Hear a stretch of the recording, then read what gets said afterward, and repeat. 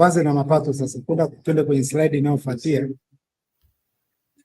ambako utaona kuanzia 2015 hiyo ndio ilikuwa trend ya mapato ya Swissport. Na Swissport labda sijaelezea kwa mapema, Swissport ni kampuni ambayo inahusika na hiyo wanaita handling ya mizigo. Justin, kwa Kiswahili inaitwaje? Kwamba ile mizigo ukiwa unapita kwenye airports, kuna watu ambao wanahusika na kuhandle ile mizigo inayoshuka pale. Wale watu wanaokuwekea ngazi, kama umekuja na A38 lazima unashuka kwenye ngazi. Sasa yule ambaye anakuletea ngazi pale kwenye ndege, kwa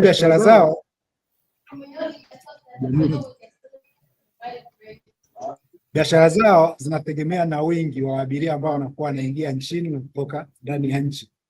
Kwa hapo nimejaribu kuweka tangu 2015, unaona jinsi ambavyo watalii walivyokuwa wakiingia ndani ya nchi. 2015 wakawa wameongezeka kwa kiasi fulani, ilipofikia 2019 ikiwa unakumbuka ilikuwa ni kipindi cha COVID. Yes. Watalii wakapungua ghafla.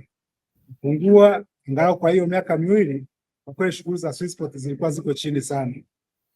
Na kama unakumbuka ile presentation ya dividend ya Justin, hiyo ndio miaka miwili ambayo Swissport hawakulipa dividend.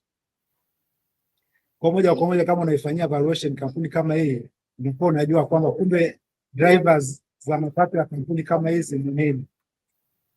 Kwa hiyo ndio unaona watalii walipoanza kuongezeka na mapato ya dividend ya Swissport yakaanza kupanda mpaka huu mwaka ambao unametoa audited reports za mwaka uliopita, tangaza dividend ambayo Justin ametangazia sasa hivi, ambao nafikiri hopefully shareholders wataipitisha.